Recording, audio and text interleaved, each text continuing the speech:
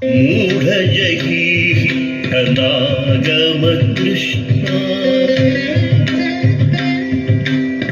कुरु सद्बुद्धिं मनसि वितृष्णा यल्लभसे निजकर्मोपात्तम्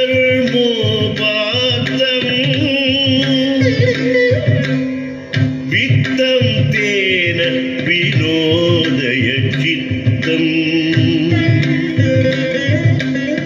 भज गोविन्दं भज गोविन्दं गोविन्दं भज मूढमते सम्प्राप्ते सन्निहिते काले नहि नहि रक्षति कृत्करणे।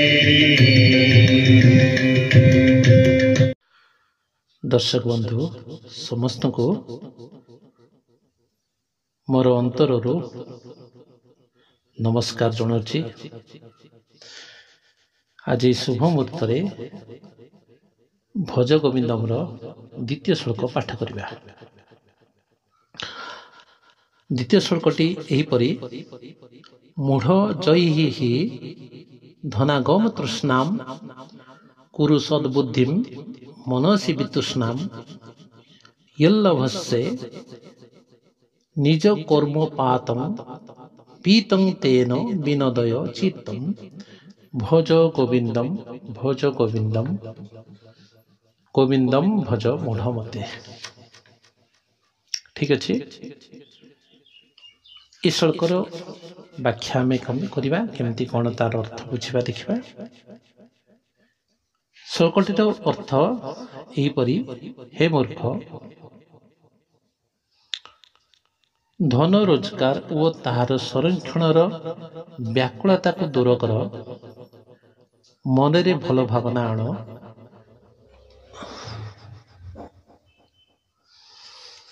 इंद्रिय लालसा प्रति आग्रह शून्य हो, पूर्व जन्मर कर्मफल अनुसार जहाँ मिलिला ता ही तुमर संपत्ति, से संतुष्ट रुह।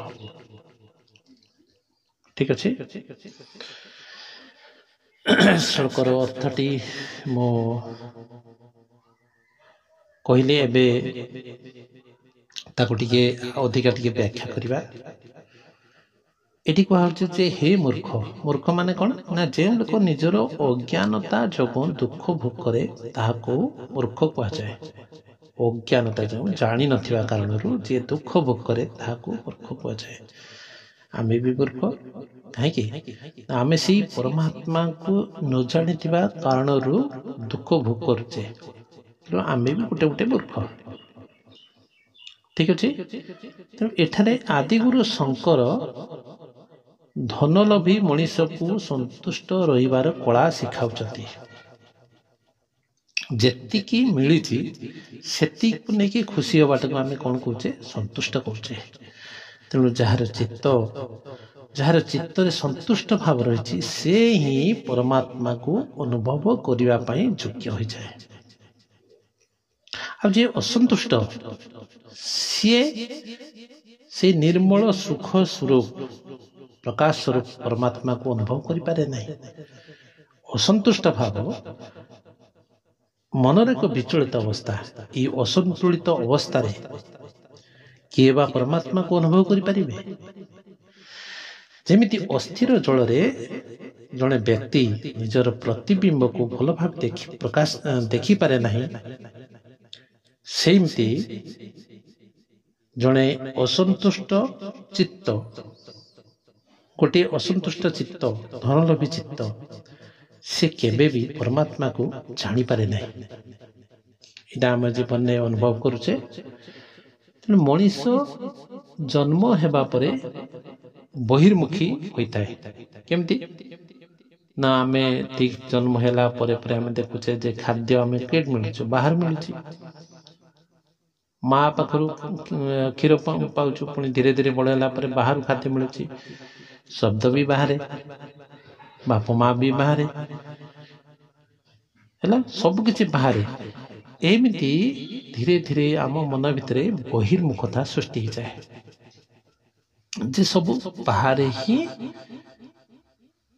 ମିଳୁଛୁ ସବୁ କିଛି ବହିର୍ମୁଖୀ ଆମେ ହେଇଯାଉ ହେଲା। ବାହାର ଆଡ଼କୁ ଗତି କରୁ, ଆମର ଚେତନା ଆମର ଦୃଷ୍ଟି ଆମ ସବୁ କିଛି ବାହାର ଆଡ଼କୁ କ'ଣ କରେ ଗତି କରେ। ଏବଂ ସେ ବହିର୍ମୁଖତାକୁ ନେଇକି ଆମେ କ'ଣ ଭାବି ନେଇଯାଉ ଯେ ସବୁ କିଛି ଶାନ୍ତି, ସବୁ ଯେତେ ମନର ଶାନ୍ତି କେଠି ଅଛି ନା ବାହାରେ ଅଛି। ତେଣୁ ଯିଏ ବାହାରେକୁ ଦେଖେ, ଯିଏ ବାହାରକୁ ଗୁରୁତ୍ୱ ଦିଏ, ସିଏ ଅନ୍ତରର ସେ ପରମାତ୍ମାକୁ ଜାଣିପାରେ ନାହିଁ। କାହିଁକିନା ସେ ସବୁ ତ ବାହାରକୁ ଦେଖିଲା ନା। ପରମାତ୍ମା କେଠି ଅଛନ୍ତି? ନିଜ ଭିତରେ ସେଣ୍ଟରରେ ଅଛନ୍ତି ହେଲା। ଫରକ ହଉଛି ଏତିକି, କାରଣ ସେ ପରମାତ୍ମା ଅନ୍ତରରେ ଅନୁଭବର ଠାକୁର ରୂପରେ ବିଦ୍ୟମାନ।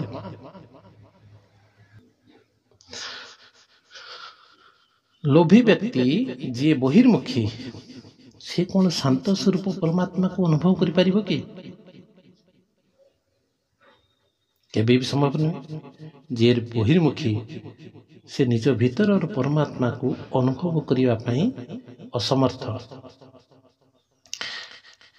ଆଉ ଏଇଟା ଏକ ସାଧାରଣ କଥା, ଗୋଟେ ସାଧାରଣ ନିୟମ ଯେ ଯିଏ ଯାହା ପାଇଁ ବ୍ୟାକୁଳ ତାହାକୁ ସେଇ ଜିନିଷଟା ହିଁ ଦେଖାଯିବ, ଅନ୍ୟ କିଛି ଦେଖାଯିବ ନାହିଁ।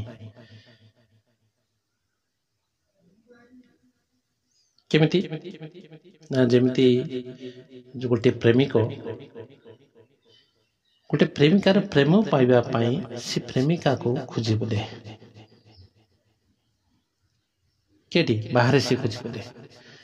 ଗୋଟେ ପାଗଳ ଭଅଁର ଫୁଲର ବାସ୍ନାକୁ ପାଇବା ପାଇଁ ଖୋଜି ବୋଲେ, କେଠି ଫୁଲ ଅଛି। ଠିକ୍ ସେମିତି ଗୋଟେ ଲୋଭୀ ବ୍ୟକ୍ତି ଅଧିକରୁ ଅଧିକ ସମ୍ପତ୍ତିକୁ ପାଇବା ପାଇଁ ବ୍ୟାକୁଳ ହୋଇ ଉଠେ।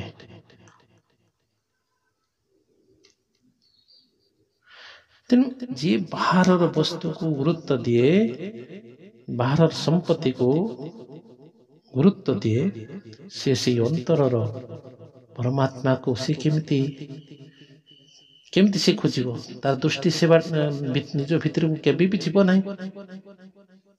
ତେଣୁ ଯିଏ ନିକୃଷ୍ଟ ବସ୍ତୁ ପଛରେ ଗୋଡ଼ାଏ, ତାକୁ ଉତ୍କୃଷ୍ଟ ବସ୍ତୁ ଦେଖାଯିବ କିପରି? ତେଣୁ ଏଇ ଭଜଗୋବିନ୍ଦଙ୍କର ଆଦିଗୁରୁ ଶଙ୍କରାଚାର୍ଯ୍ୟ ଏଇ ଦ୍ୱିତୀୟ ଶ୍ଲୋକରେ ଆମକୁ ସେଥି ଦେଉଛନ୍ତି ଯେ ହେ ମୂର୍ଖ, ତୁମେ ଏଇ ସମ୍ପତ୍ତି ପଛରେ ଗୋଡ଼ାଅ ନାହିଁ। ଇନ୍ଦ୍ରିୟ ଲାଳସା ପ୍ରତି ଆଗ୍ରହ ଶୂନ୍ୟ ହୋଇଯାଅ। ଇନ୍ଦ୍ରିୟର ଯେଉଁ ସମ୍ପତ୍ତି, ଇନ୍ଦ୍ରିୟର ଯେଉଁ କ'ଣ ଯଦି ସମ୍ପତ୍ତି, ଦୃଶ୍ୟ, ଶବ୍ଦ, ରୂପ, ଗନ୍ଧ ଇତ୍ୟାଦି ଯାହା ଯାହା ଅଛି, ଇ ପ୍ରତି ତୁମେ ବିମୁଖ ହୋଇଯାଅ ହେଲା। ହେଇକି କ'ଣ ହବ? ତୁମ ଭିତରେ ସନ୍ତୁଷ୍ଟ ଚିତ୍ତ ହେଇଯାଅ। ସନ୍ତୁଷ୍ଟ ମାନେ ପ୍ରସନ୍ନ, ଯେ ମୁଁ ଯେତିକି ମୋତେ ଭଗବାନ ଯେତିକି ଦେଇଛନ୍ତି ମୁଁ ସେତିକିରେ ସନ୍ତୁଷ୍ଟ। ଯେତିକି ସମ୍ପତ୍ତି ମୋ ପାଖରେ ଅଛି ଭଗବାନଙ୍କ ଆଶୀର୍ବାଦରୁ, ମୋ ପୂର୍ବଜନ୍ମର କର୍ମ ଅନୁସାରେ ସେତିକିରେ ମୁଁ ସନ୍ତୁଷ୍ଟ। ପ୍ଲସ୍ ଏବେକାର ମୋ କର୍ମ ଅନୁସାରେ ଯାହା ବି ମିଳୁଛି ମୁଁ ସେଥିରେ ସନ୍ତୁଷ୍ଟ, ସେଥିରେ ତ ମୋର ହେଇଯାଉଛି। ତେଣୁ ଅଧିକରୁ ଅଧିକ ପାଇଁ ବ୍ୟାକୁଳ ହେଇଯିବା, ନିଜର ସତ୍ତାକୁ ଭୁଲିଯିବା, ନିଜର ଚେତନାକୁ ଭୁଲିଯିବା ଆଦୌ ଉଚିତ ନୁହେଁ। ତେଣୁ ଆଦିଗୁରୁ ଶଙ୍କରାଚାର୍ଯ୍ୟ ଏହି ଶ୍ଲୋକରେ ଆମକୁ ସେ ଶାଶ୍ୱତ ଶାନ୍ତି ଆଡ଼କୁ ଯିବା ପାଇଁ କ'ଣ କରୁଛନ୍ତି? ଇସାରା ଦେଉଛନ୍ତି ଯେ ତୋ ଭିତରେ ନିଜ ଭିତରେ ଶାଶ୍ୱତ ଶାନ୍ତି ଅଛି, ତ ତାକୁ ନ ଖୋଜିକି ବାହାର ବସ୍ତୁ ପଛରେ ଗୋଡ଼ା ନାହିଁ। ଇଏ ହେଉଛି ଶଙ୍କରାଚାର୍ଯ୍ୟଙ୍କର ଦ୍ୱିତୀୟ ଶ୍ଲୋକରେ ଆମକୁ ସେ ମେସେଜ ଦେଉଛନ୍ତି। ତେଣୁ ଆମେ ସେଇ ନିତ୍ୟ ପାରମାନେଣ୍ଟ ବସ୍ତୁ କିଏ? ପରମାତ୍ମା, ତାଙ୍କରି ପଛରେ ଗୋଡ଼େଇବା, ତାଙ୍କର ହିଁ ଆଶ୍ରୟ ନେବା। ସବୁ କିଛି ଦୁନିଆ ତ ସବୁ ତ ପରିବର୍ତ୍ତନ ହେଉଛି ନା, ସବୁ ଚେଞ୍ଜ ଭିତରେ ଯିଏ ଚେଞ୍ଜଲେସ୍ ସେ ପରମାତ୍ମା, ତାଙ୍କୁ ହିଁ ତାଙ୍କରି ଆଶ୍ରୟ ନେବା, ତାଙ୍କରି ସହିତ କ'ଣ କରିବା? ତାଙ୍କରି ଭିତରେ ତାଙ୍କରି ଠାରେ ଅବସ୍ଥାନ କରିବା ଇଏ ହେଉଛି ଆମ ଜୀବନର ଗୁରୁତ୍ୱପୂର୍ଣ୍ଣ ବିଷୟ। ନୁହେଁ କି ଧନ ରୋଜଗାରର ଯେଉଁ ଇଚ୍ଛା, ପ୍ରବଳ ଇଚ୍ଛା, ଯେଉଁ ବ୍ୟାକୁଳତା ଆମ ଜୀବନର ଶାନ୍ତିକୁ ନଷ୍ଟ କରିଦେବ, ଏଇଟା ଆଦୌ ଉଚିତ ନୁହେଁ। ଠିକ ଅଛି, ଆଶା କରୁଛି ଆପଣମାନେ ଏଇ ଶ୍ଳୋକର ତାତ୍ପର୍ଯ୍ୟ ବୁଝିପାରୁଥିବେ।